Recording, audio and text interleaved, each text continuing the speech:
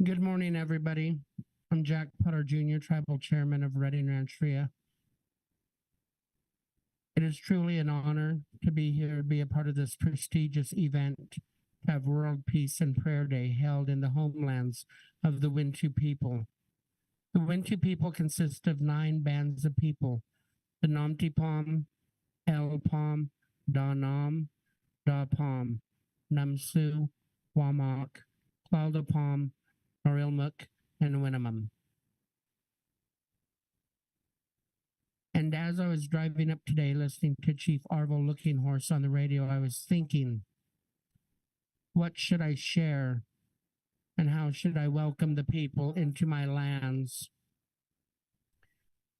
And my grandfather, Willard Rhodes, the hereditary storyteller of the Itsatawi people, a little story came to me about when our lands are sick, or when the people are sick, or the certain things we need to look at, because we are the indigenous people of this land, and we know our land, we know our country, and we know prayers. So I will share a prayer that was passed down to me from my grandmother, Mildred Rhodes, a Winnemem Wintu. She received that prayer from Fanny Brown, who was a meticulous Indian doctor in our area. She had supernatural powers and could do many, many things for the people. Pui, bohemem, oelvas uatham chinuquidam yamarahatake. Pui, bohemem, oelvas uatham chinuquidam yamarahatake. Pui, bohemem, oelvas uatham chinuquidam yamarahatake. Nor, son palm, oelvas uatham chinuquidam yamarahatake. Nor, son palm, oelvas uatham chinuquidam yamarahatake. Nor, son palm, oelvas uatham chinuquidam yamarahatake.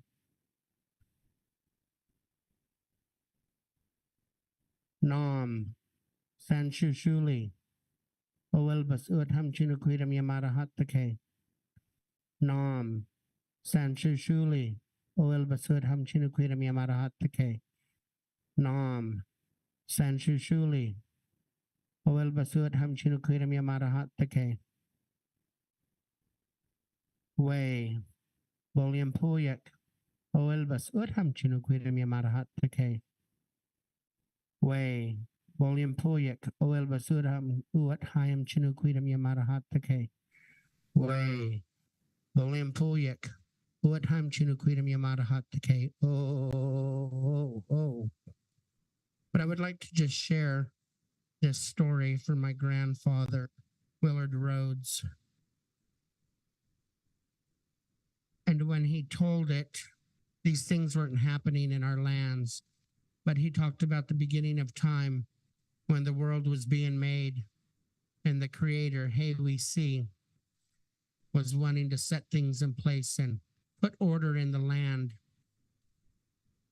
And so he hollered down at his sons, Quan the silver fox, Jamo the coyote, and had asked them to do a job for him because he was busy. And so he said, I want you to take this satchel and I want you to walk across Hapichachista. And the translation of Hapichachista is Turtle Island in the Pit River language. And so he had asked him to do that. He said, take this satchel and walk across the back of Hapichachista until they get to the big water over in the east. And when you get there, open it up and let it loose. And so Quan, the older brother, was busy tending to things in the country. And so he asked his younger brother, Jamo the coyote, if he could do it. And he said, yes, I could do it. And he said, but brother, you're always doing mischievous things, getting into trouble and not listening. I can do it. He said, brother, I heard what Haywisi said. So he took that satchel and began his trek across the land. And as he got halfway across Hapichachista, curiosity got the best of him, and he thought, I wonder what's in here. and he opened it up, and that twister came out where twisters happen nowadays, tornadoes happen. So right there is where it came out, and he could never get it back in the satchel. So he never followed the Creator's words. And so my grandpa said, you could tell when it's getting to be the end of our time, when our land is sick, those things will come back here. And lately here, even in Shasta County, we've been having little tornadoes. And so it made me think of that story that originated from these homelands, that this is where tornadoes started, but the coyote didn't follow the rules of the Creator.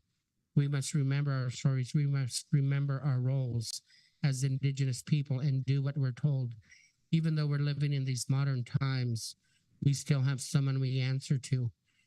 And it is not an easy thing to live in two worlds, but we must do it. And so those tornadoes are coming back to our homelands. And so based on what my grandpa said, you could tell it's getting to be the end of our time, and our people need to get straight. We need to get back to doing those sacred things, praying, going up onto our mountains and fasting and praying, getting back in balance. And he said it's our responsibility as the people of this land to doctor our people's minds. And we're busy doctoring our people's minds while other things are happening. If our people were whole and complete like they should be, we'd be able to make a difference and move things forward and get the world back in balance. And then he said we can't do things without the women, and a lot of people are so chauvinist now. They're leaving out the women and forgetting there is a role for the women. And I'll share another story about when the Creator was making the universe. There was 4 medicine men: Quan the silver fox, Jamo the coyote, Jamo's 2 sons from Yanina Atwam, the mouse brothers. And there was 1 woman, Aliump woman, frog woman. And they were putting the stars and all the planets and the moon and sun, everything up in the sky, but they were out of kilter. They kept hitting one another and bouncing off one another. Where they were placed in the sky, they didn't stay.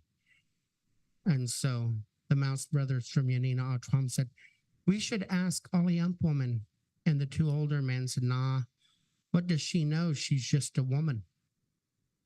And so they continued working and trying to do things, but everything kept bouncing off each other. It didn't stay where it was put.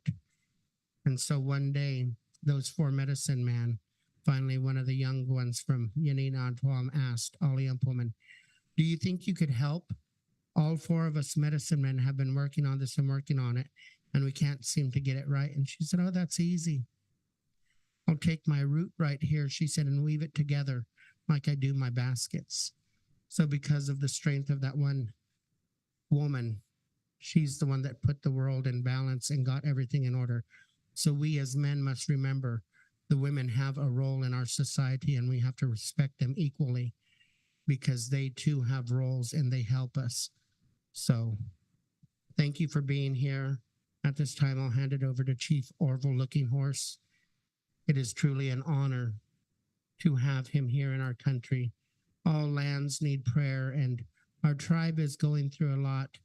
Locally, we're facing opposition on many things and being told we should be happy, stay where we're put. And I always have to remind the people I was put here by our Creator. This is my country, and I'm free to go wherever I want to go and do what I want to do. They're guests in my land, but I respect them because they are here now, and we have to work together with one another. But I have rules I must follow and honor. So thank you.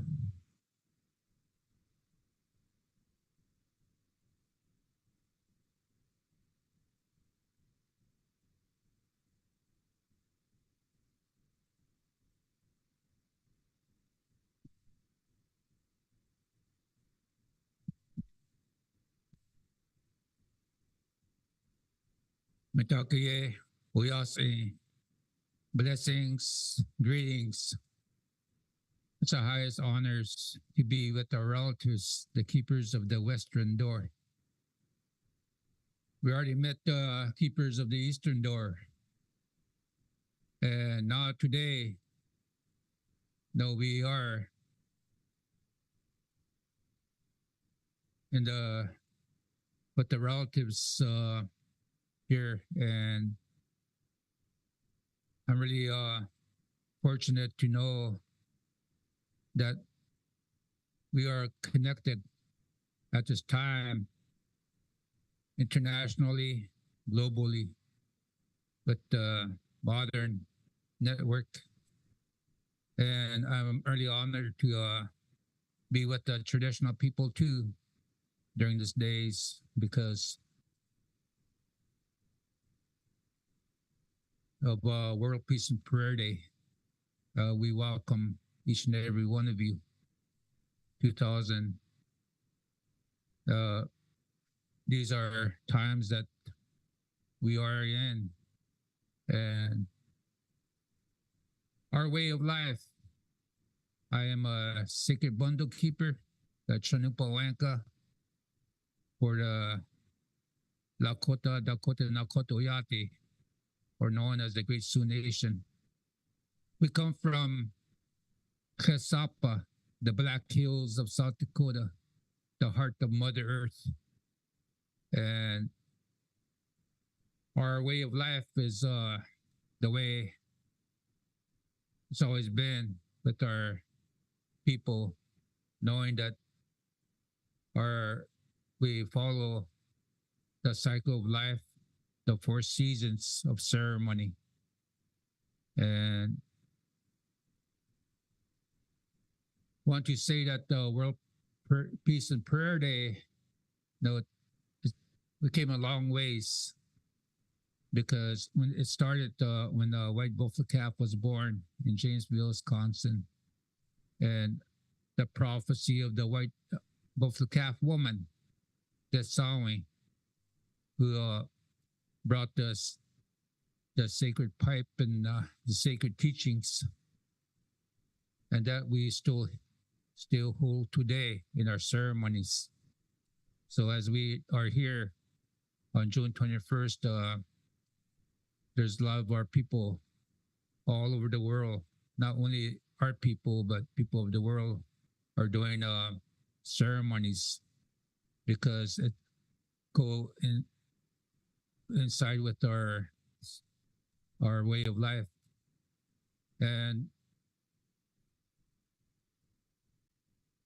all those things that we are speaking about is very crucial at this time, because World Peace and Prayer Day, it's always been a part of our ceremony, our way of life.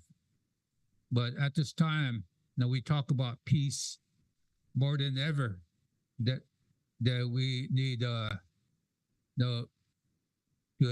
pray for peace. It's a great urgency right now because of the direction that we are going. So I know that there's a lot of people that have always stood with us, and our ways were outlawed.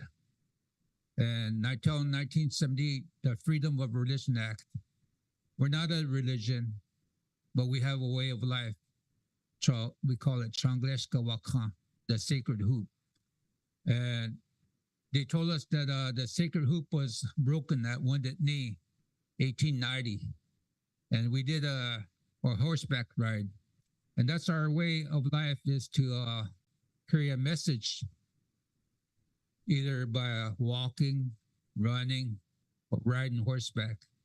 And we rode a horseback to Wounded Knee, South Dakota, over 300 miles from where Sinbu was killed, to Pine Ridge, to do it's called Mending the Sacred Hoop, 1990. By this time, a lot of our elders have talked about maybe it's too late for us to Freedom of Religion Act. Now we can go to our sacred sites, and now we can go to our sacred places of worship. But what is happening is when we start doing our ceremonies, the elders in our ceremonies were told that the sun is getting hotter, and that we need to bring our people back to our way of life, and to pray for a balance and healing, because that's our way of life. And that we did. And then we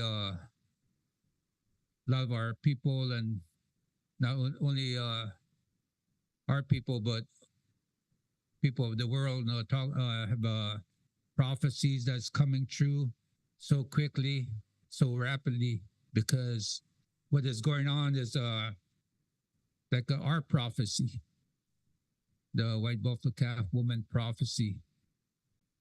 When a white buffalo calf is born, many white animals shall be born all over the world, and that is happening. And we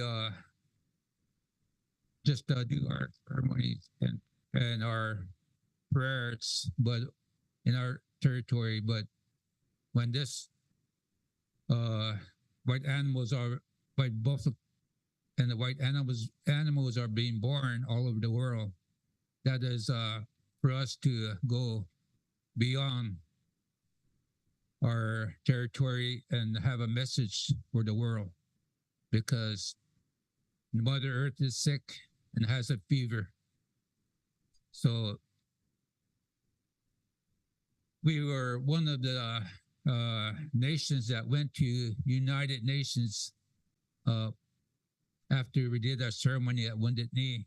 Went to United Nations 1993, and there we met many indigenous people all over the world who brought their prophecies to United Nations in New York.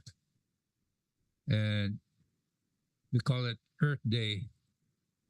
We call it 1993, when all the people came together. That was a time that the scientists came out with a statement called global warming. And the indigenous people said, no, we must come together, go back and unite our people. Now that's a similar prophecy of the white buffalo calf woman, because we shall unite. And when we go into ceremony, it's a very heavy responsibility. And when we speak in our ceremonial way about that chanupa, the pipe, we speak to the Creator and the people with a good mind. So, and that is a very clear understanding that we need to have a voice, like the elders said, and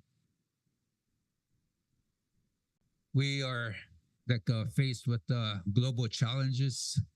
So the World Peace and Prayer Day, that we are at the crossroads, either be faced with a lot of chaos, global disasters, tears from our relatives. We're going to see a lot of sickness and viruses, and we're going to see no more honorable wars. It's all about money. We're going to see false leaders and false prophets, and that's happening. And so the elders and I speak about that, where we said that man has gone too far, and we must unite spiritually, all nations, all faiths, one prayer. We warned that someday you would not be able to control what you have created, and that day is here. So today, we go back into our ceremonies, and we talk to the people about Mother Earth and people's prophecies all over the world, because we need to really like in our ceremonial way, when we stand with the chanupa, it's a vow, a commitment, and we speak the truth, and we can't lie, we can't cheat. So we as spiritual leaders know we can't carry a gun. No, we must always remain in peace and pray for peace and harmony. So this is about World Peace and Prayer Day, where all nations must go back to prayer for the future generations, because in our traditional way, we always say that we see that we know what's going to happen if seventh generation.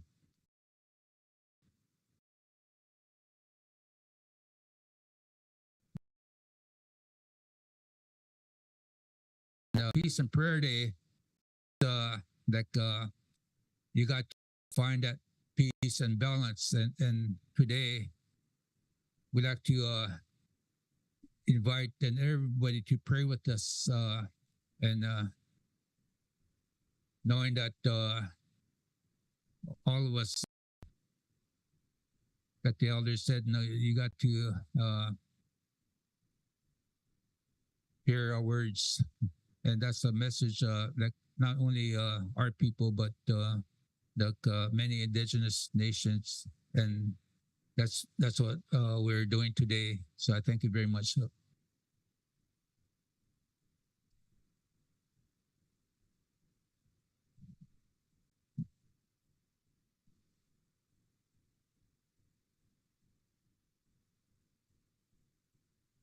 Thank you, Chief Arvol, for that opening statement. Our next guest speaker is going to be joining us via Zoom. Her name is Betty Osceola. She comes from the Panther Clan of the Muskogee tribe of Florida. She's going to join us via Zoom and share a little bit more about her ancestral lands and protecting the Everglades. So everyone, Betty Osceola.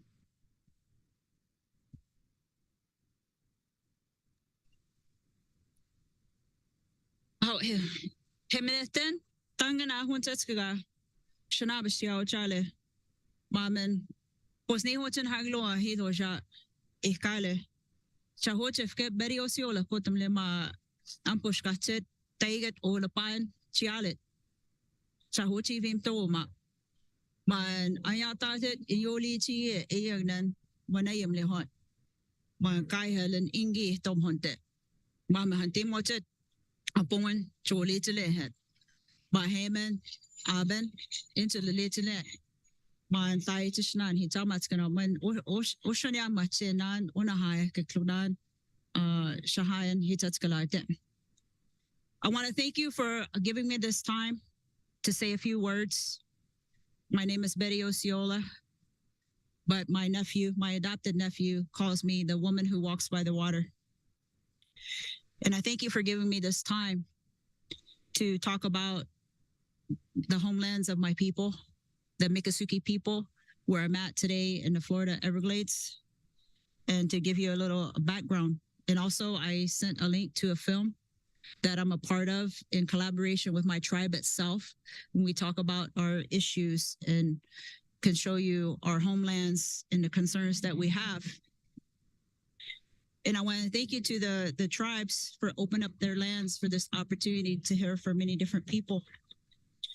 Because the two speakers before me resonated deeply with me, because I was hearing the voice of my late uncle, Bobby C. Billy, the spiritual leader of the independent Seminole people who has journeyed on.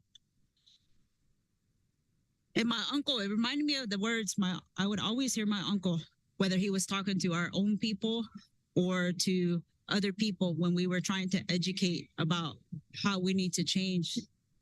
And I always recall him saying to the people, you have to become human again. And he would say that to our own people, because today in society, it's easy to get lost in other people's way and forget why we are here. And I'm reminded of his sister, my late mom, who always used to tell us, we're the roots of the earth. And if the roots of the earth die, the earth dies.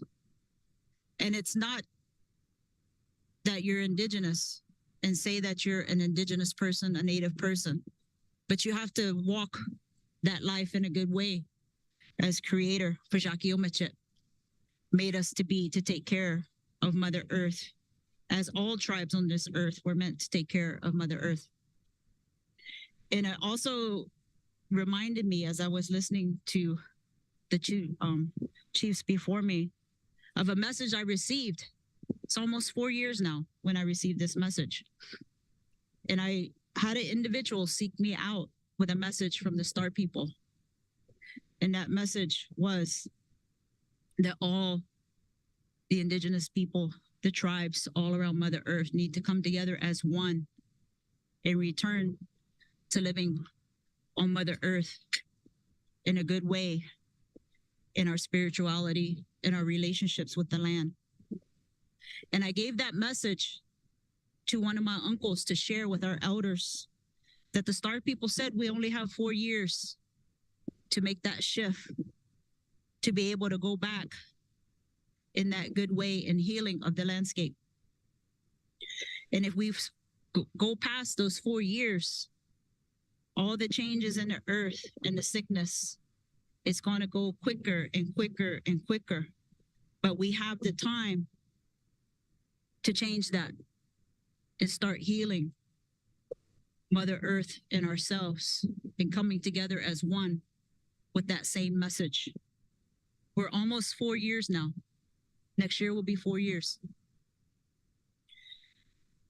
And the reason my nephew calls me the woman who walks by the water is just like my late uncle. I pray over the land, and our homelands are mainly water. So I pray over the landscape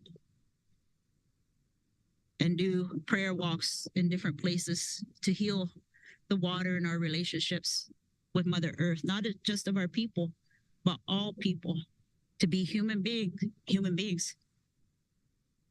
And it's more than time that we do that.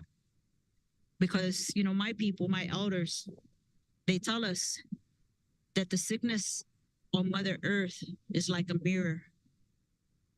It's reflecting back the sickness of her children on Mother Earth. And if we heal ourselves, we start to heal Mother Earth. So in this mirror that's reflecting back a lot of Mother Earth's children, the two-legged, the trees, all the plants, the animals, the water, the air, those are all children of Mother Earth, all our relatives. And as my late uncle before me and his sister, my mother,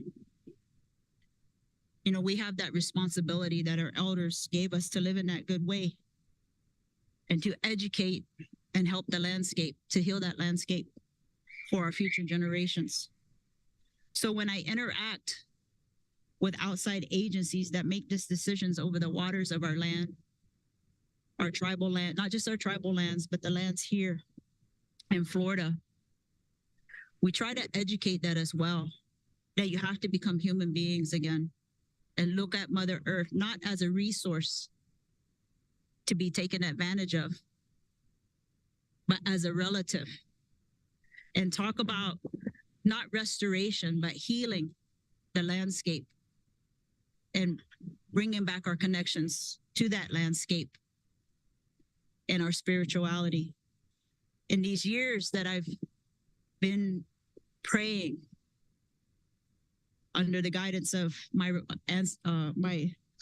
elders, and now me going on those footsteps,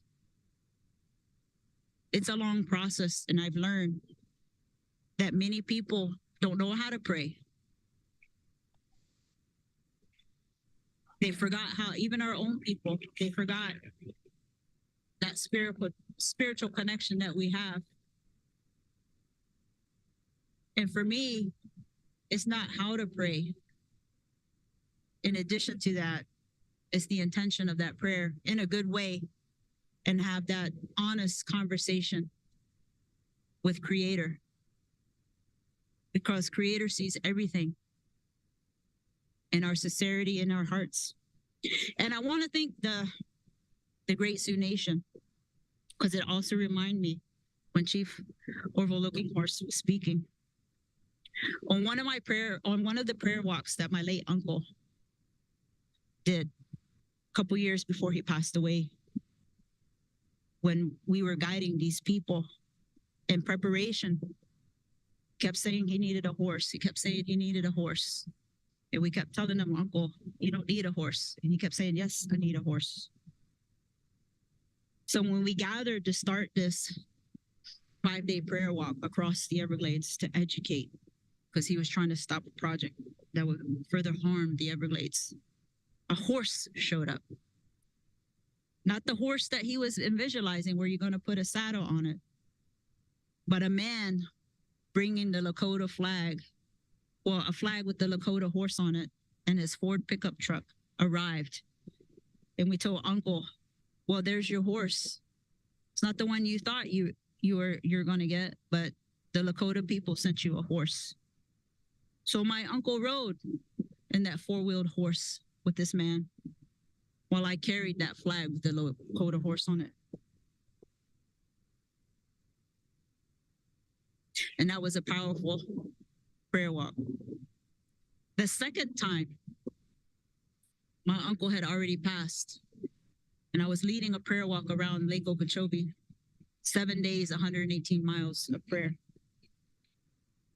On the 5th and hardest day of that prayer, that day, and it was the shortest miles, but the most hardest.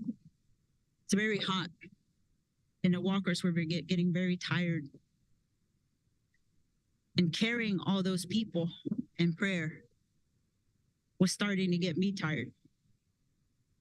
And on the wind, I heard this song. Wasn't my language, but I heard this song and I started singing this song. And I started getting energy. And the rest of the people in this line started getting energy. And we made it to our stop point. And I stopped while the people were still gathered in that line. And I turned and looked back behind that line. And I saw a herd of buffalo. And my adopted nephew was there as support to carry supplies for us. And my adopted nephew, I told him, you know, I was getting tired and I didn't know what I was going to do. And I was praying. And this song came to me. It's not my language, but this song came. And this is what I heard. And I started singing for him. He said, Auntie, where have you heard that song?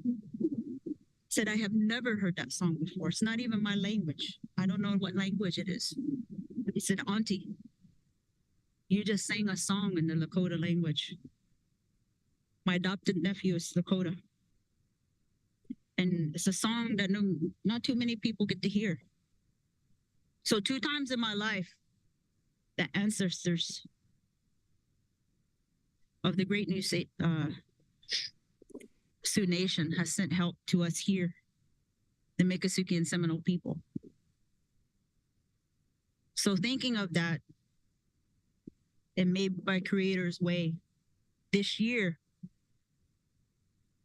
I was given the message that I had to travel to a ceremony, a Sundance ceremony. I don't know why, but I had to get there. So I went. During that ceremony, I felt the ancestors needed us to be together in that help. So I spent those days there. I don't know much, but I can pray. And I prayed for those 4 days. And I fasted for 4 days, which is different. I understand because the women eat. But in my culture, when we're helping the young men in ceremony, we as women, we fast. So I spent those days up there.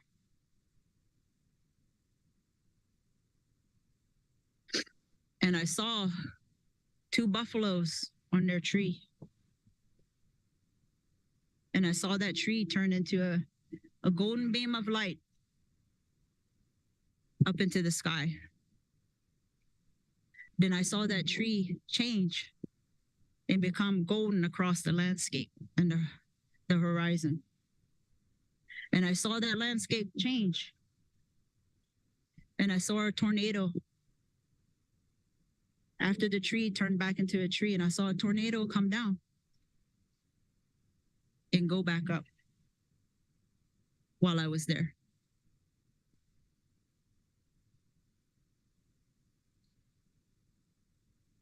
So as it was mentioned, as peoples, when Creator calls us, Mother Earth calls us to help our relatives in the other parts of wherever they may be on Mother Earth. For me, we don't have the option to say no. When Creator says, I need your help, we get up and go. We may not know why, but He needs our help in those times of need. And just like Mother Earth, I've been hearing her tears and feeling her sadness for her children. So it's way beyond time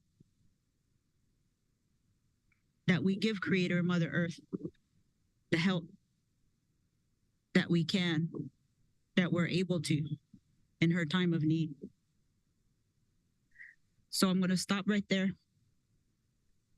and let them play the link, if they're able to, of the video, the short film that was created, so my tribe and myself in that film can express the issues and the concerns of the pollution in the Everglades, the loss of our tree islands, the loss of our sacred areas of the Everglades because of all of that, and what we're trying to do to educate about that. I can walk and pray, which I'll always do, but using the technologies of today, I've learned in order to further spread that message out to the broader community of Mother Earth, is to embrace those relationships that can help collaborate to get that message out, whether it's film, whether it's in movies, radio, dance. All forms of healing need to be utilized. So again, so again, I thank you for giving me this opportunity to speak. The way I feel when I'm out there is that I'm returning home. It feels like the wind is embracing you. The United States government came to a truce with us. And because they figured that nobody could survive in this vast wilderness, they probably thought we were all going to die. But our people, we were meant to be a part of nature. The other foreigners coming into this land didn't understand the environment and didn't know her secrets. But our people did. That's why we're here today.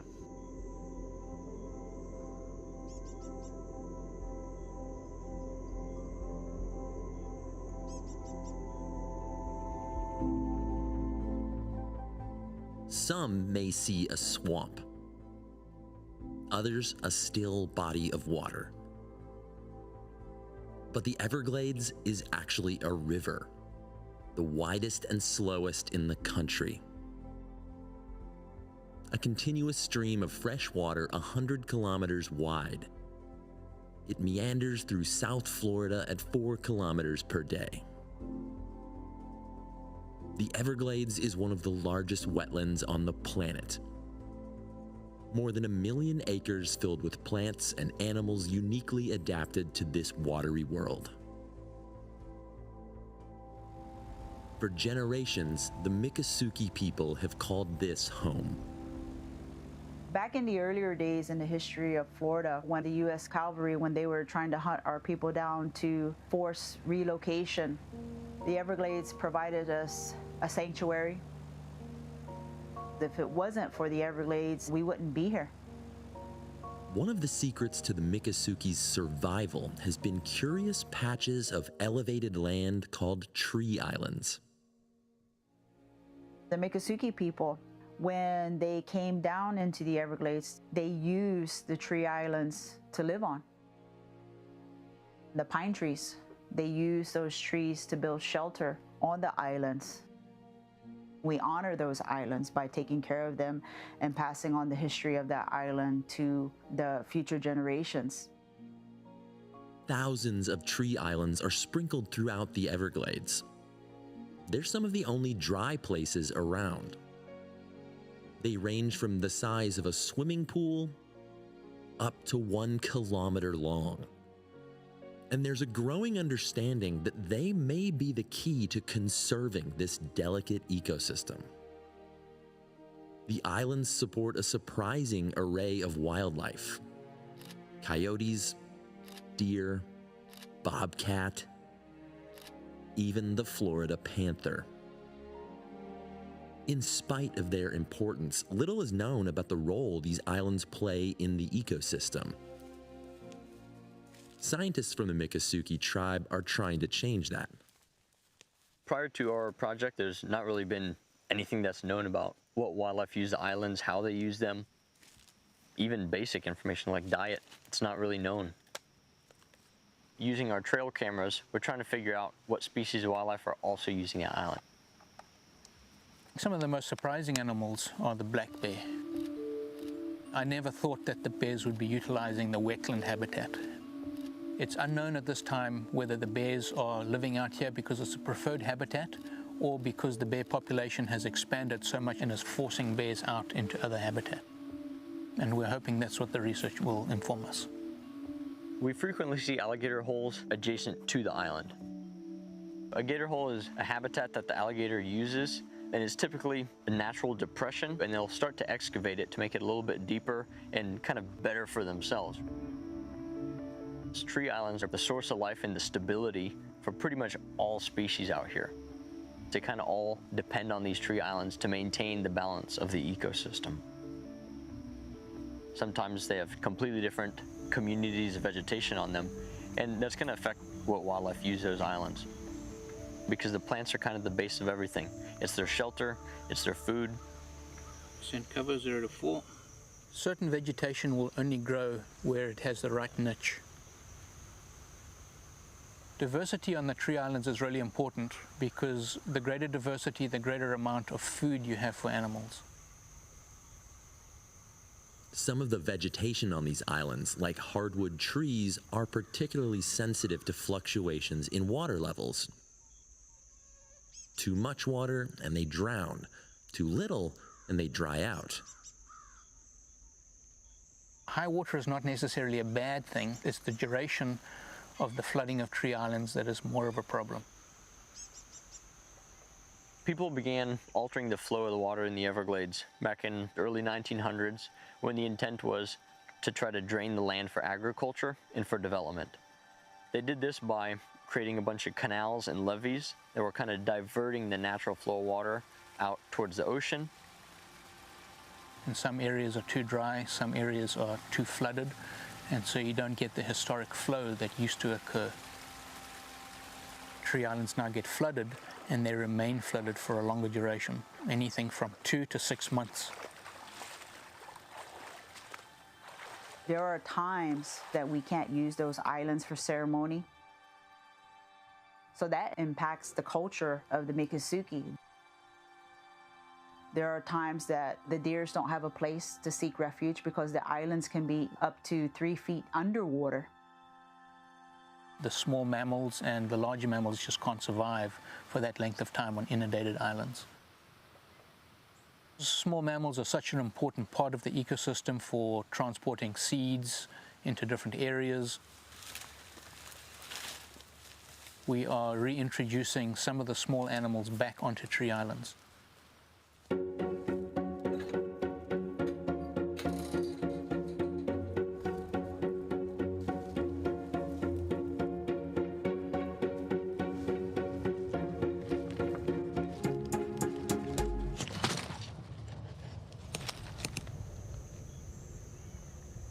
Certain species of plants on the tree islands cannot tolerate flooding for much more than 10 days a year.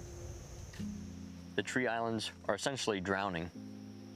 And the islands itself start dying. The tree roots start dying, and when the trees start dying on the island, the roots of those trees is what holds that islands together. So the islands will start shrinking. Without tree roots to hold onto the soil, the islands erode and slowly disappear.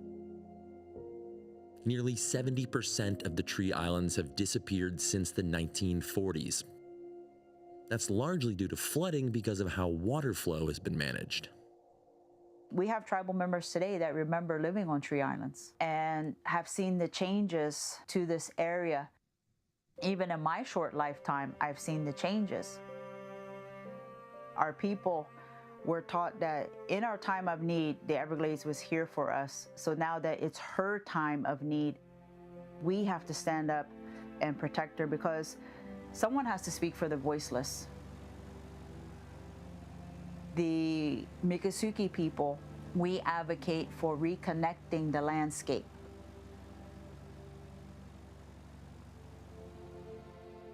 We need to heal the environment, because the way that it's being approached for Everglades restoration is still man trying to control nature. I say you need to get out of nature's way. And when it rains, let the water go where water wants to go, where water historically went. The Everglades is precious. It's the only one in existence on the world. If it disappears, we're not going to have another one. This place is yours. It doesn't just belong to Florida. The Everglades is a part of the world. So everyone has that right to have it protected so that their future generations can experience the Everglades.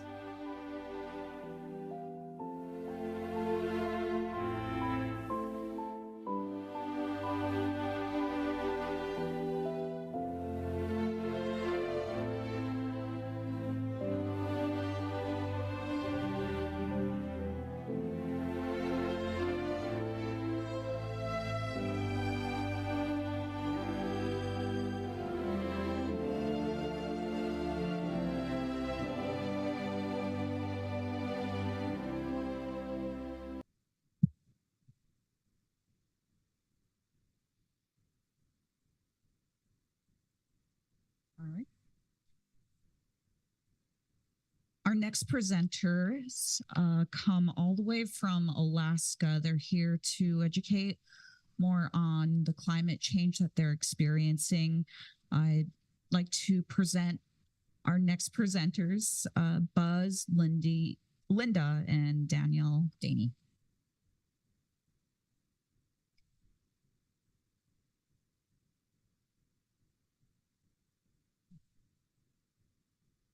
Alito Chimchikumaha. So Chifiat Buzz Daney, Choctaw Chickasaw Yakubasia, Anchorage, Alaska, Atali, Upper Smenard, Mitili. I'm Buzz with my wife, Linda, and Daniel, my son, one of my three boys. We're happy to be here. We're honored to be on this land. We wanted to share a little bit about what's going on in Alaska as far as climate, and Daniel has prepared a wonderful presentation on PowerPoint, as was asked. I'd like to start with a honor song. This is our Medicine Dream honor song. And for me, it's about our learning is forever in this world and beyond. So in that way, I'd like to share this song. It's okay.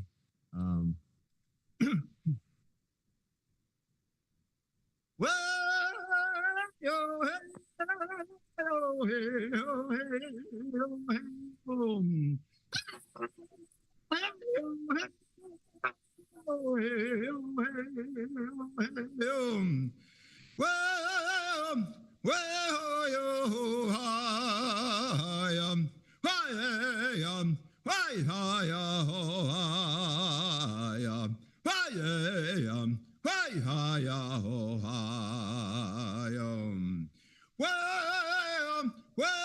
yo ho hi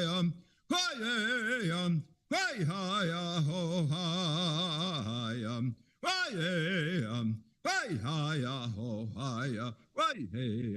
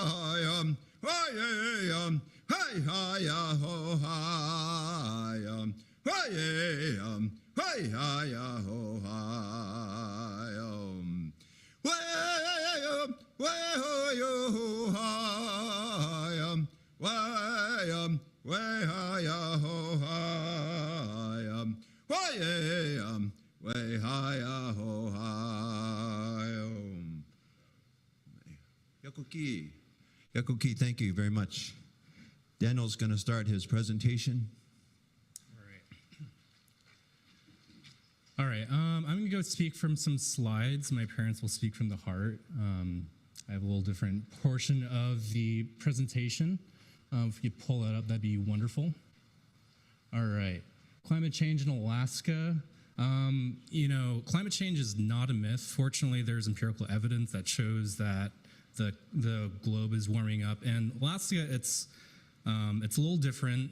I'm sure just like where you're from, it's a very complex, very vast subject. So just like Alaska, we have our own challenges. All right, next slide.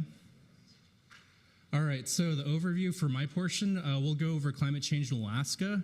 Like I was saying, it's a vast, complex issue that is well studied and has a host of serious consequences at the moment and in the future. Pretty fortunate to have for my state lots of different, various universities to research and quote from. So very lucky to have that fortunate scientific evidence and support from some universities. For the sake of time, we will spend time on a couple issues with several examples. We'll go over food resources, impact on communities, and glaciers. But like I was saying, it's a vast, complex issue. I'll go over a couple things, but there's other things that are going on in our state, like complications in allergies, dangerous seas, other things like that. So just like where you're from, host of issues. Ours are a little different. Next slide. All right, food resources. So there's a decline in the crab population. There are about a dozen of crab species in Alaska. I will go over snow crab population a little bit. There is a huge population collapse in all 5 species of salmon. there's like a wonderful ecosystem in Alaska. Aside from the 5 salmon species, there's about 43 other species of fish in Alaska. Huge fishing industry, so it produces $4.5 billion in sales on average each year in Alaska. Like about 60% of the sales of fish come from Alaska. And then we have the best crab fishing industry in Alaska as well. So lots of fish. We also are lucky to have lots of fish hatcheries. And then in Alaska, there's about 62,000 people that are in the seafood industry employed up there. And then there's 32,000 fishermen in Alaska employed on average each year. So important for the country economy. Next slide.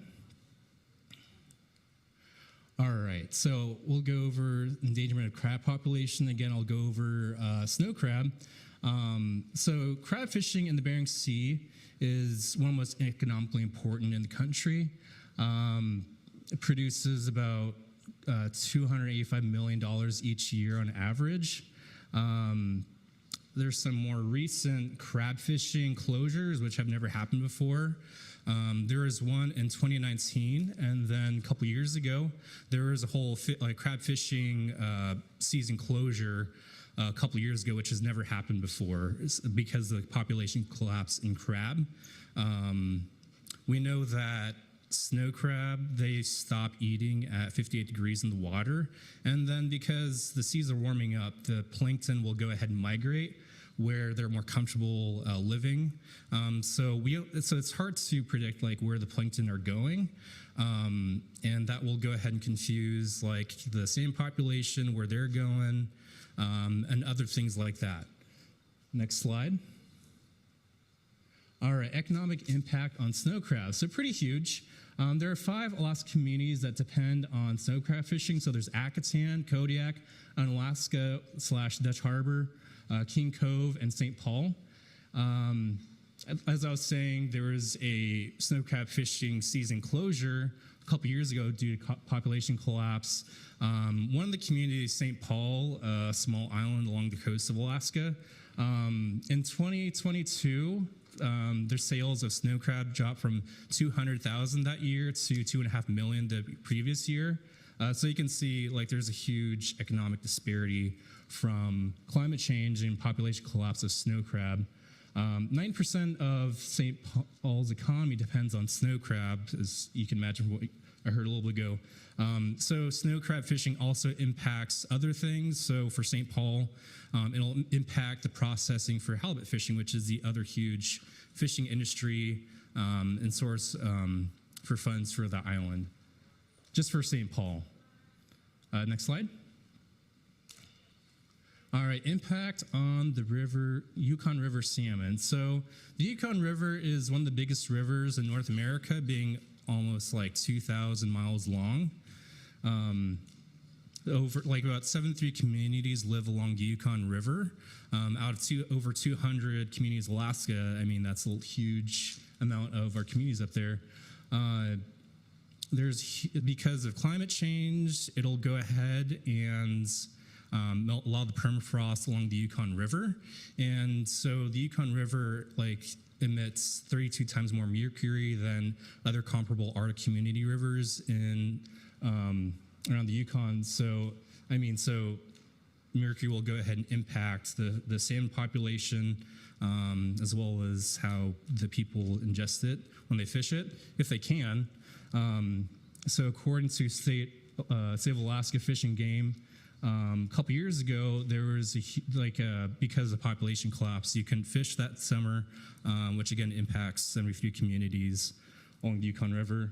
And also 2021, again, there was, you couldn't fish for king salmon or chum salmon, you know, so it's like you really feel for these communities along the river.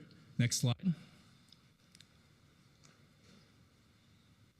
All right, impact on Alaskan communities. All right.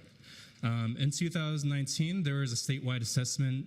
Over 70 out of 200 Alaskan villages face either erosion, flooding, or thawing permafrost, and over 1/3 of these communities face these threats.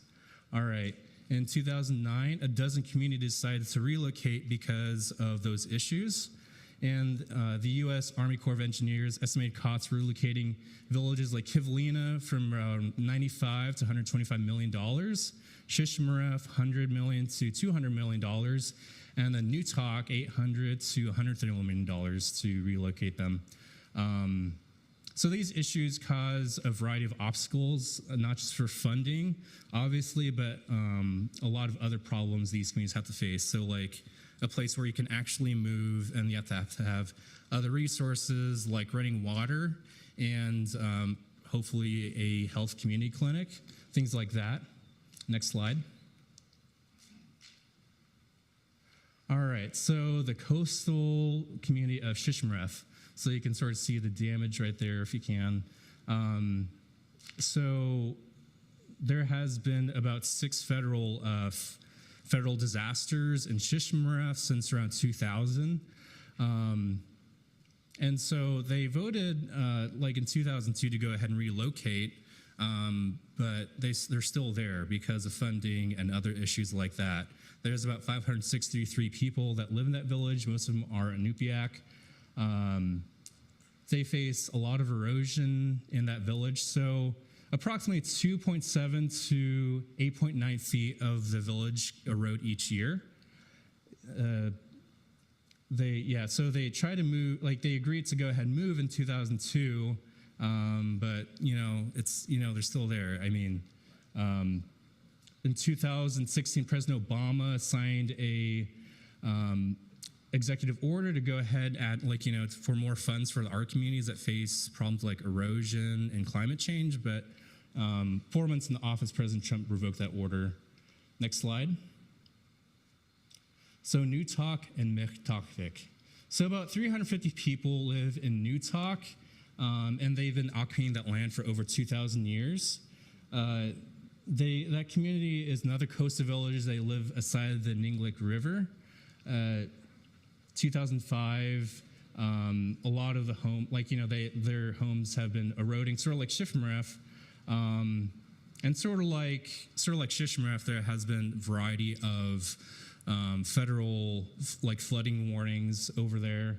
Combination of erosion, river currents, and coastal storms.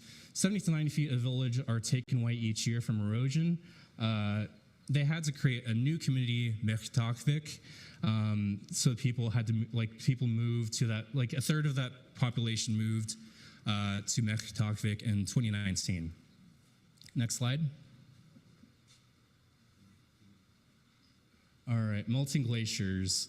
So 5% of Alaska's land is occupied by glaciers. So that's over 33,000 miles of glaciers in Alaska, which is pretty amazing.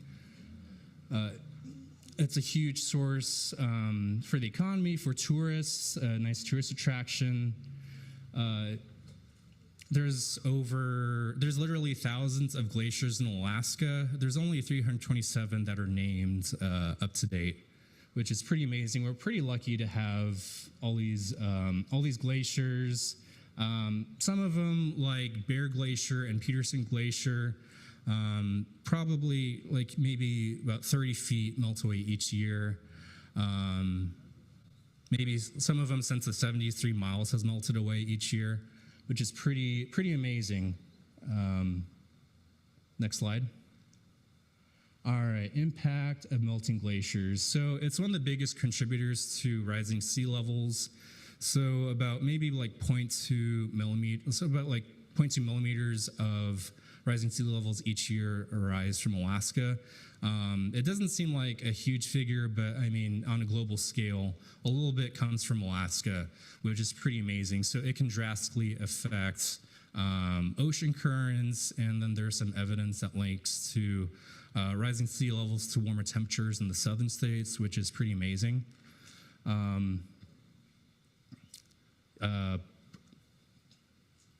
of the impacts, okay, this is okay, I guess. Affects the water quality from all the melting minerals. It impacts the salmon population. So it sort of impacts sort of everything. It can change the land drastically, like Malaspina Glacier, which is bigger than Texas and country Switzerland put together. So there's flooding issues. So since 2011 to 2020, there's been some flooding in that community every year to flooding. And then like Valdez, there's regular annual or biennial flooding because of glaciers as a factor. Next slide. I'm going to go ahead and wrap it up. Fortunately, there's not many slides. There's been found from University of Alaska that Glacier Bay National Park has contributed to 5.0 magnitude earthquakes greater in the last century. Receding glaciers impact salmon wildlife, like I was saying. Expect drastic changes in development and habitats in the foreseeable future. There's research that supports glacier-fed mountains contribute to higher plant composition rates, which are a big factor to the global carbon cycle. In Columbia Glacier, about 15 miles has melted since 1974. Malaspina Glacier, as I was saying, larger than, say, Delaware, melts some places a couple yards each year. All right, I think that's all right. Any questions about that? That was like a lot of information, dozen slides. No? Okay, I'll wrap up my portion. I'll let my parents take over.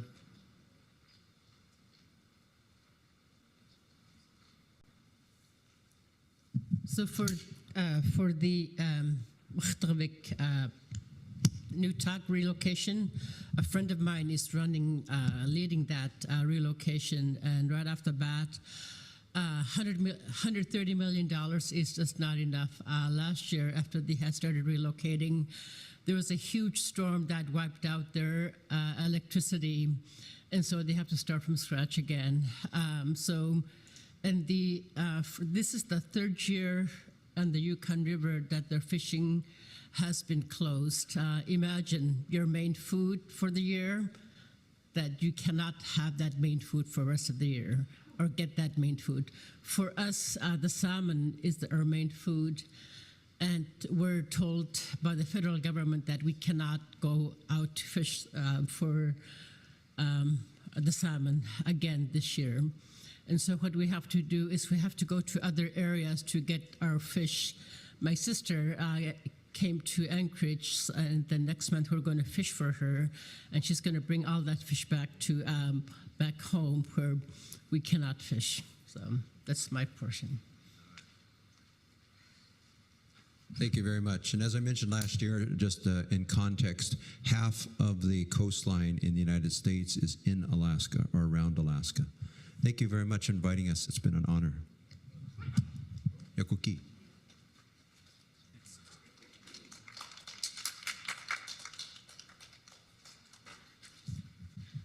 Thank you, Linda, Buzz, and Daniel, for coming and sharing. Our next presenter comes from South Dakota. Her name is Melanie Stoneman. She's here to share about the missing and murdered Indigenous women.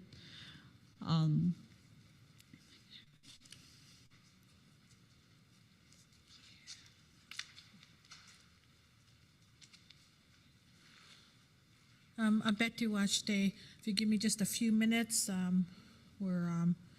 want to put some cedar on this sacred fire that is here, the sacred altar that is here. So give me a few minutes here. Maybe they could get the slide ready.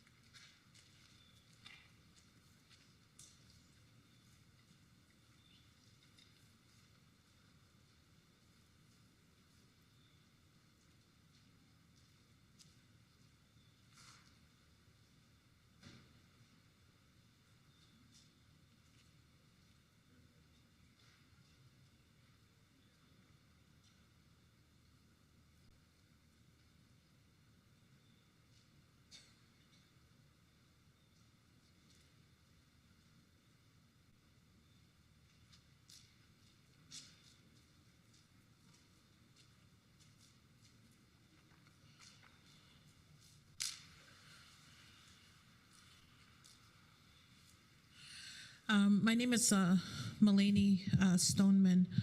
I'm a Shichungu Lakota from Rosebud, South Dakota. We have an organization called Sonner Scouts of North Dakota, and I have a co-partner. Her name is Lissa Yellowbird Chase. We also have what we call MMIW family advocates that are volunteer,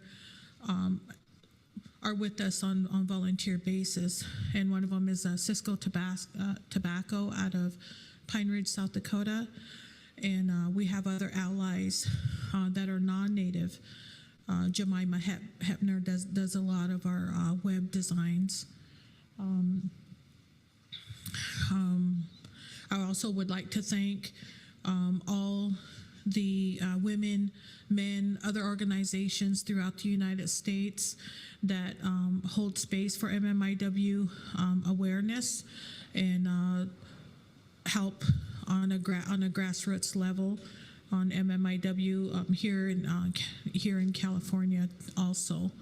Their work is very much appreciated as we're in a beyond epidemic situation that we have with our indigenous women, men, and girls. So as I say, we're a MMIW grassroots organization that has been in place for probably over 20 years. A lot of documentaries have been in place in discussing all the barriers that we have in loopholes in justice with MMIW.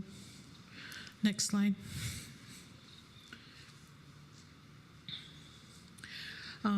A lot of us are not supposed to know what we do when a person goes missing. We're not supposed to know exactly, and even if we do know and our daughter or a relative goes missing, we're in a panic. So some of the first things that you would want to do is, you want to file a police report immediately. And there's some kind of protocols in there that the police might even actually say that you have to wait 24 hours. I would not follow that or have to wait for 24 hours. I would actually act immediately and ask for a police report and want to file that and get a police number, case filing number. And the reason why that is important is because that case file number is important on the flyer. It actually helps identify the person that is missing, and it actually gives you verification that your loved one is in the NCIC system, which is seen throughout the whole United States.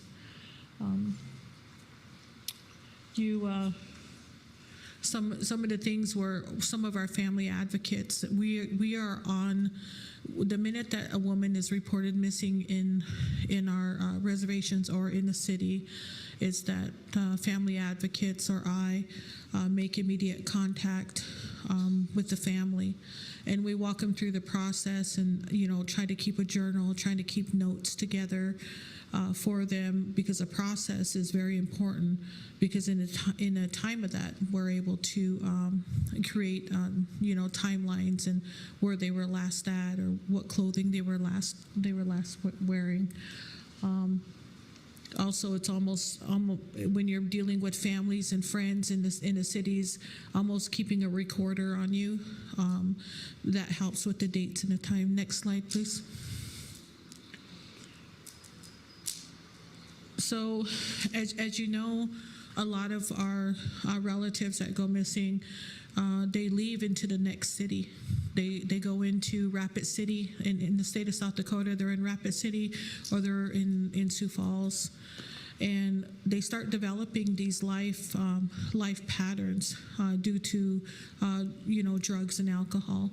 And it's important to know what your relative's life pattern is. Even grandma, grandma has a life pattern every day of she goes to the store. She goes to the post office. On Saturdays, she goes grocery shopping. And so that's kind of the life pattern that we have to develop with our girls. and knowing where they're at, and knowing how to contact them. And thank God for Facebook. You know, thank God for the digital media that's out there that kind of gets our word out there, and knowing and identifying friends. You know, being aware of their surroundings and where they're at also is vitally important. Being aware of their surroundings is, a long time ago we knew our relatives, right? We knew that they would be safe at their cousins or their aunties, and today our community is in a very safe community, and we need to be aware of our surroundings to know that our daughters should not be at certain places. Next slide, please. Now, the reason why the flyers have been they can do a lot of work and they can cover a lot of ground. So we have a web designer, and we have a template that we are able to create a group chat on Facebook. And when we create this group chat, then we have all this consent process that we go through with the family. So we know their size, you know, their age, the color, the current color of their hair, and the current color of their eyes, because you can change that. You know, the tattoos, the last person that they were seen with. And if you look at our Sonish Scouts of North Dakota, our Facebook page, we have over 100,000 followers. So we can get a poster out. And some of our goals with the poster, if they're runaways, to try to get them home in 25 to 48 hours before they're in a higher risk of being kidnapped or not returning home. Next slide, please. You know, everything that I talked about earlier about, you know, the eye colors and full body pictures. It matters because all of that can be changed by just a picture. You could say that she's only, 5 foot, but the picture kind of shows she's down to someone and she's taller. The police department, department's number is vitally important. Investigators' numbers are vitally important on the poster. But most of all, it should be, our organization has been in place for quite some time, but it actually should be that the tribe's responsibility, that in your area, that the tribes or the state automatically have a missing flyer or a poster, a template already made for you. But if you go on to the missing exploited children site, they will actually have a template that you can download and also make yourself. Next slide, please.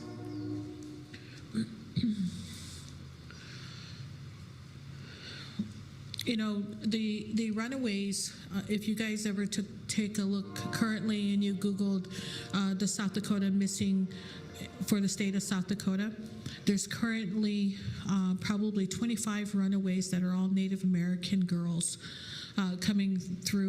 missing through our reservations in South Dakota. And some of those runaways are running from problems of issues, could be domestic violence, sexual assault, sexual misconduct, not, maybe they don't have food, maybe they're not maybe they have a dream too, they want to leave the reservation, and they're getting younger and younger.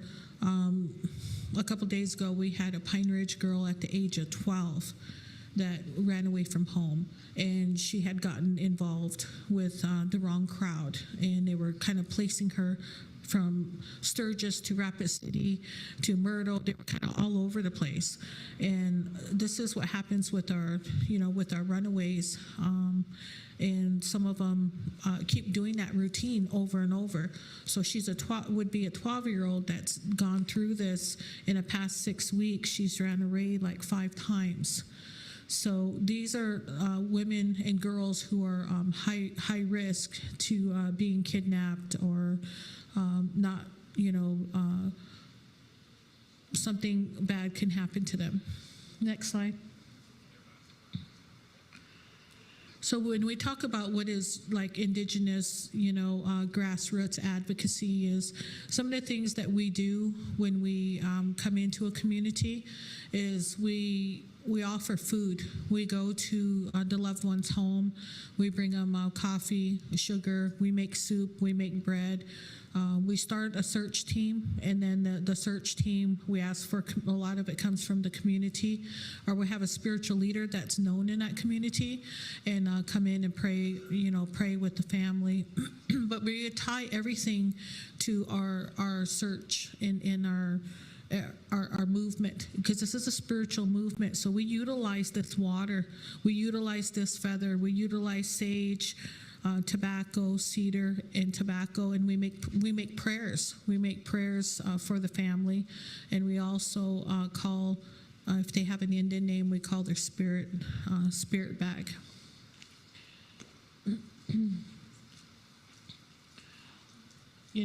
Some of the things that what people don't realize, and I talk often about, is the MMIW is a current acronym, and for over 500 years, this is kind of what's happening to our women. Anything that is done to our land, anything that is done to our water, is a reflection of what happens to our vulnerable in our community, and that's our women, our children, and our elderly. So when they start raping the land and they start sourcing our water, that's exactly what happens to our women and children in our community. And we can talk about the pipelines that are coming up from north, and we can talk about Standing Rock and the things that have happened there. But also, it's exactly what's we're a part of it. We're a part of all of the things that they're doing to our land in our water, and we're a representation of the resiliency too. We don't want to re-victimize ourselves about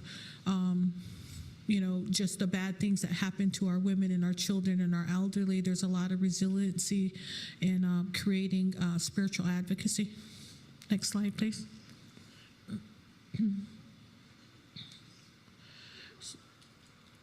So some of the things that we do, what people don't realize with MMIW, and I see a lot of it, the awareness is really good. The handprint, the skirts, the red teepees, the red, all of that is really good. But it's a step further than that. While you're having your marches and while you're doing those advocacy, we're out there, boots on the ground, trying to look for our women. And we don't get a lot of support at the searches. So while they're having a big old march, they'll have like 300-400 people, and then when a woman goes missing, we may only have 10 or 15 people to try to look for our loved ones, and that's really hard. That's a really, but to me, it's a spiritual movement. I believe that through this water, through the fire and our sacred elements, that we're able to call her spirit, and maybe he or she is chosen to be found by that individual person too. Next slide, please.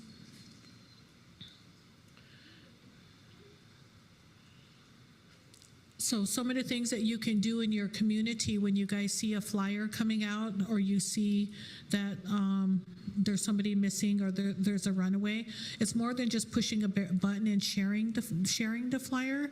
It's more so of you being active in all of the community events. It's being it's more than MMIW awareness. It's like being a part of organizations that are about the water. It's about being a part of organizations are about saving our sacred elements, or saving our animals, our air and quality control, because it's all a part of MMIW. And there's lots of acronyms that are applied to that: MMR, LGBTQ, MMIR, P. But it's all the same. Everything is connected to this land and water. Next slide, please.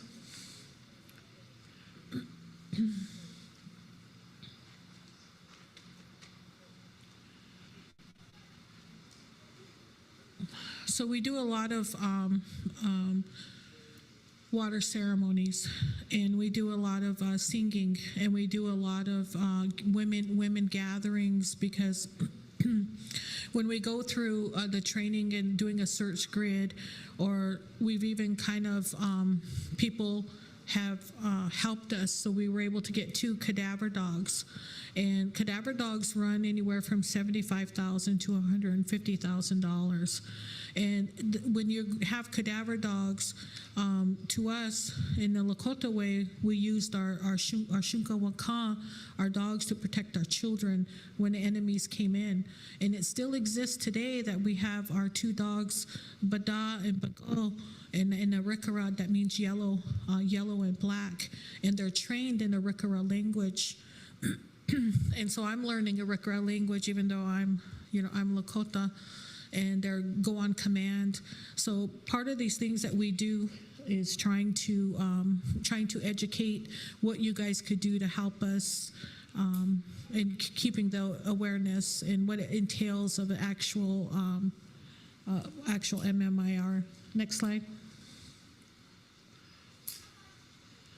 So we can say pipelines are attached to by oil, the oil industries, but also we have other pipelines, which is the foster care pipeline. So in the foster care system, I'm a licensed foster care parent for the state of South Dakota, and I've taken in many, many children that get lost in the foster care system and end up missing. And that's along with the South Dakota boarding schools. If you could take a look at the boarding schools in the state of South Dakota, a lot of our youth don't even reach to the age of 18 years old. A lot of drugs, a lot of alcohol. And we have the sex trafficking.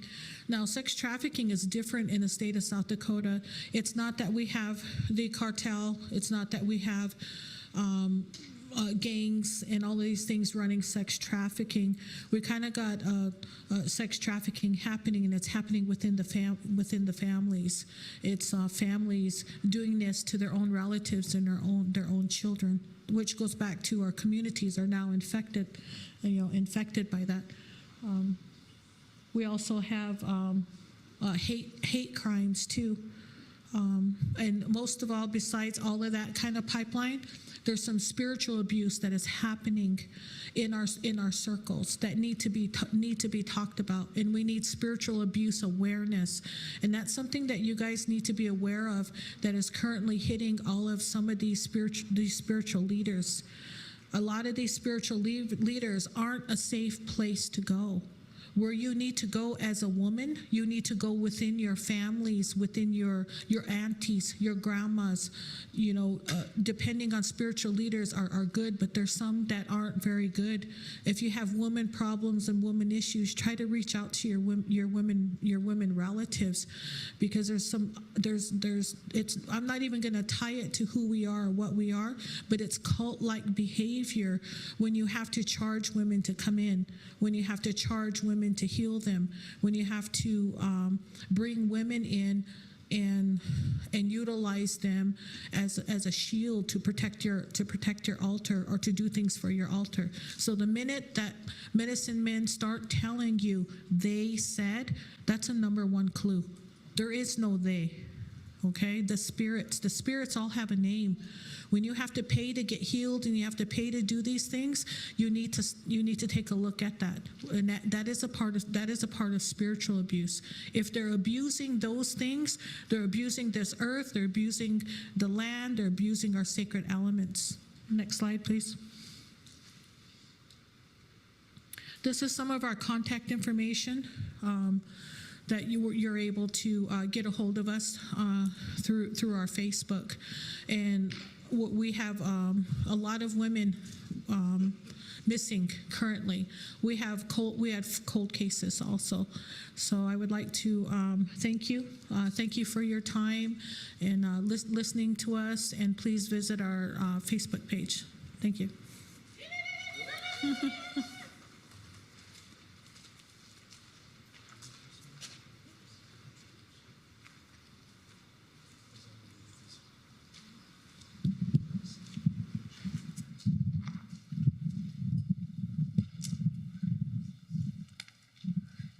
Thank you, Mulaney. Our next presenters come from Standing Rock. They're Hunkpapa, Cedric, and Sissy Goodhouse. Yeah.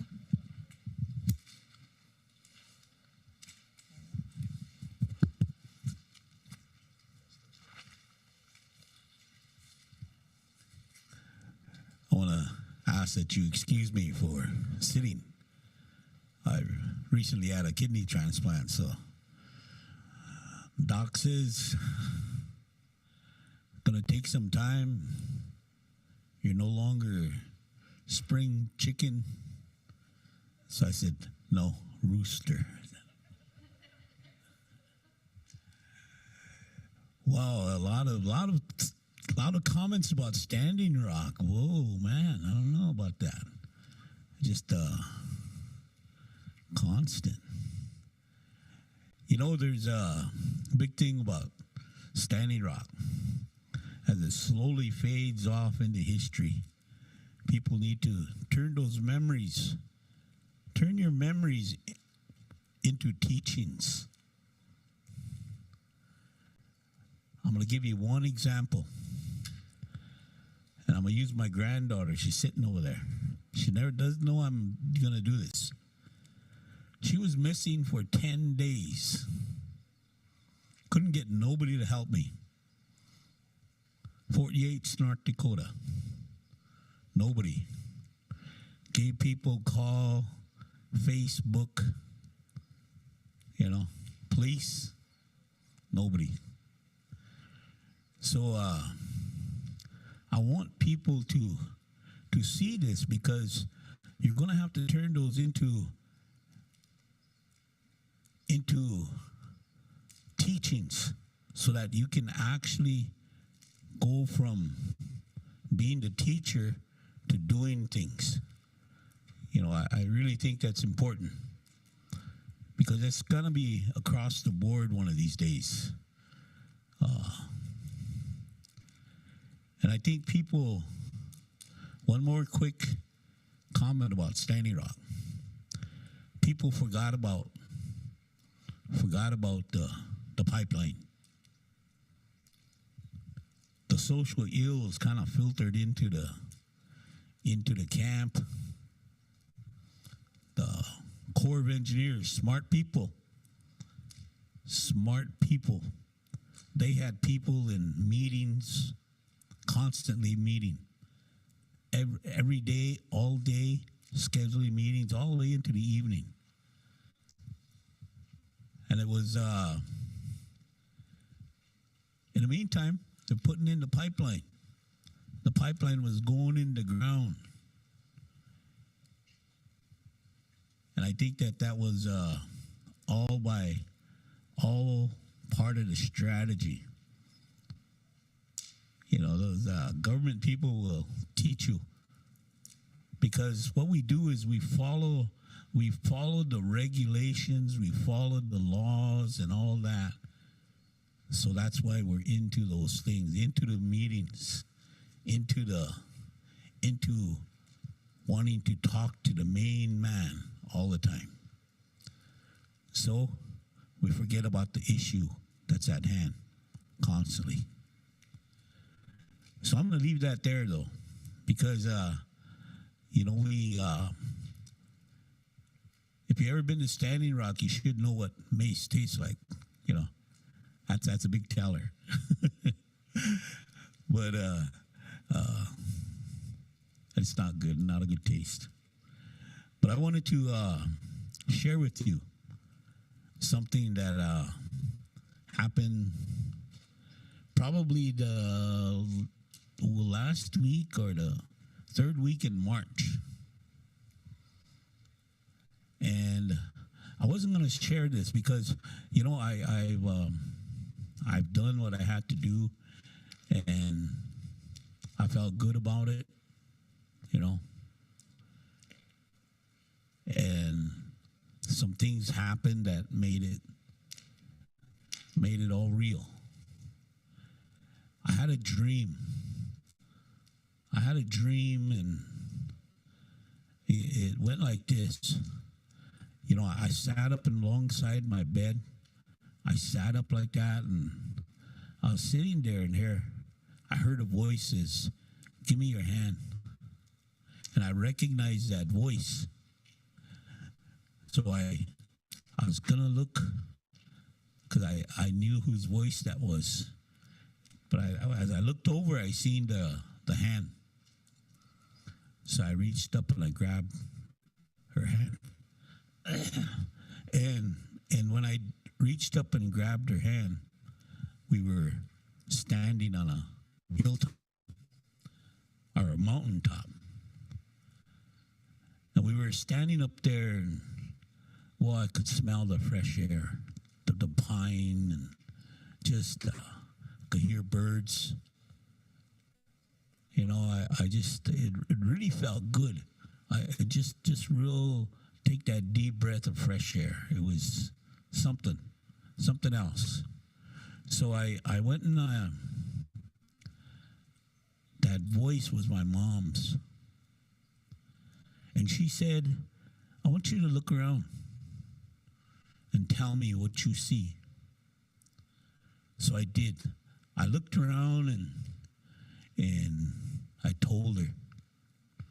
I said, "You know, I don't see this, but I feel it. I feel the fresh air. I feel that wind. I could hear it, a wind. I could almost hear a song. It's so good." And as I look around, I said, I could see all these trees and all green. And I could see the animals and their children. I could see deer and fawn, bears and cubs. I could see the raccoon. I could see those animals, just the older ones just walking and the younger ones playing. I could look out in the field and I could see the green fields. The green fields just blowing in the wind. It looked so good. And I said, there's more to it though. I said, it's so beautiful. And my mom says, "I want you to look again." So I did. I stopped and I looked all around. I looked all around and I told her, I said, "You know, nothing's changed. I see the same thing. I see the same thing." And she says, Don't you see those semis going down the road? Can't you hear them? Don't you see those motorcycles driving by? Can't you hear the cars? Don't you see that airplane going overhead? Can't you smell that exhaust? I looked at her and I said, "You know, that's there. That's there too, but you asked me, what do I see?" So that's what I seen. What I told you is what I seen. And she said, "That's why they sent me to see you, talk to you." She said, "Because the world is starting to balance herself out. And when it comes time where you feel that you can't do anything, you can pray." And she told me this, and she asked me, she said, when you come to this weekend, she said, I want you to take your pipe and I want you to fill it and go outside someplace and pray.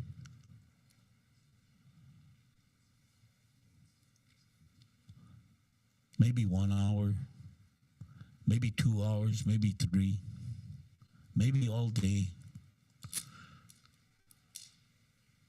So I told her I will. She said, because, you know, and I just heard somebody say, I think it was a lady here from Oklahoma or Florida, where she said people are forgetting how to pray. And you know, that's exactly what my mother told me. So I told her I would do this, and I did. My wife, she's a teacher. My kids, they go to school. So when I take them to school, I'm home alone, you know. Then I go get them sometimes I go pick my wife up at 5. She's at the school from about 7:30 to about 5 o'clock. And the kids come back about 3, 4 o'clock. So that next day, I filled my pipe and I sat there, turned everything off, lit some sage and prayed. I sang songs and I sat there and prayed. And then I told Tunkashila, I'm gonna just sit here. So that's what I did. I just sat there and my eyes closed and held my pipe. And before I knew it, it was time to go get Sissy. And the kids were coming home. So I smoked my pipe and put it away and went to go get her.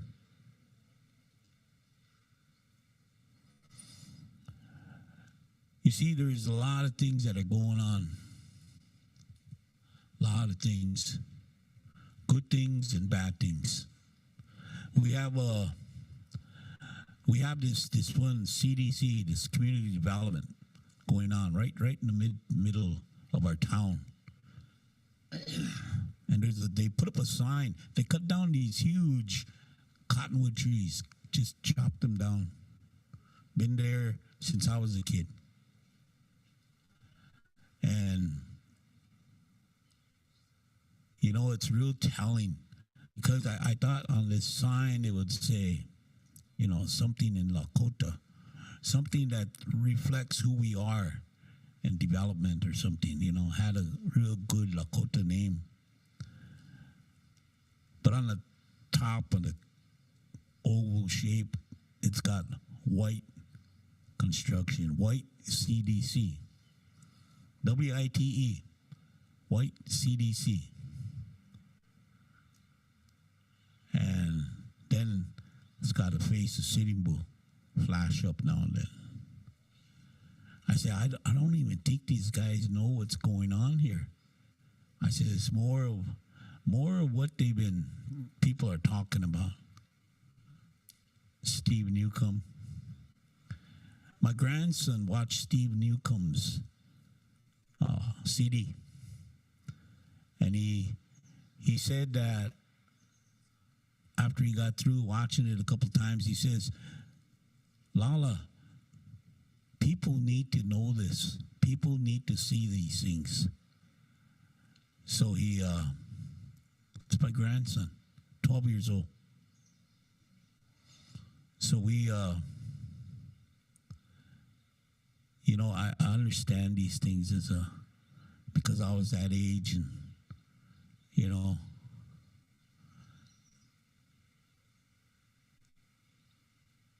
but I wanted to share that dream with you. There is a lot of things we could talk about and, you know, go on, but I know I'll give it back to you now.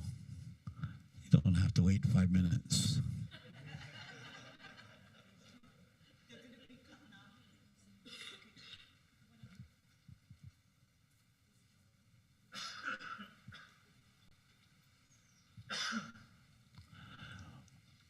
Now mi takupi to kahe a iuha chante wa stena pek chiusa po. Wambli wa hugisa he macha. Na hungpapa makoche he mata. I want to wish you all a good day.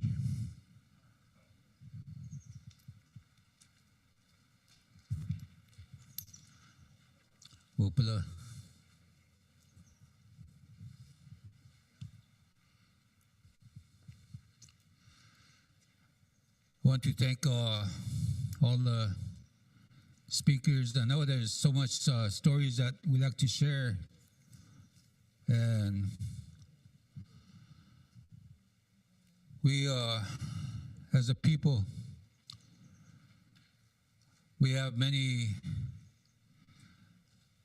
stories within our territories all over the world.